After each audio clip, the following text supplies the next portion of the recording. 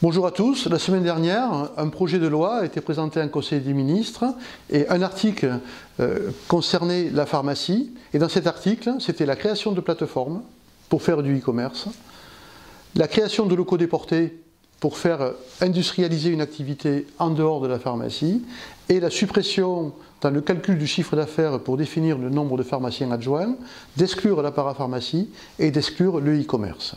Bien sûr, l'USPO s'est mobilisé contre ce texte, bien évidemment, et merci parce que vous avez été nombreux à répondre à notre sondage, affirmant clairement qu'en France, on n'avait pas besoin de e-commerce pour accéder aux médicaments, que vous étiez opposés aux plateformes, que vous étiez opposés à l'exclusion dans le chiffre d'affaires de la parapharmacie pour fixer le nombre d'adjoints à 98-95%.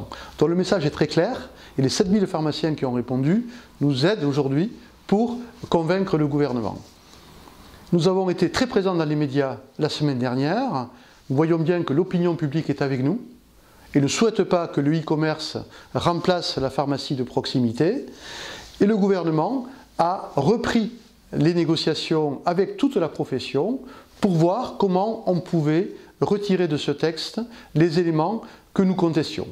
Donc l'USPO est opposé à la création de plateformes pour faire du e-commerce, est opposé à la création de locaux déportés pour faire une activité industrielle en dehors de la pharmacie, est opposé à l'exclusion du chiffre d'affaires, la parapharmacie et le e-commerce. Par contre, nous souhaitons exclure la part des médicaments chers qui ne représente plus une véritable cohérence pour définir le nombre de pharmaciens adjoints.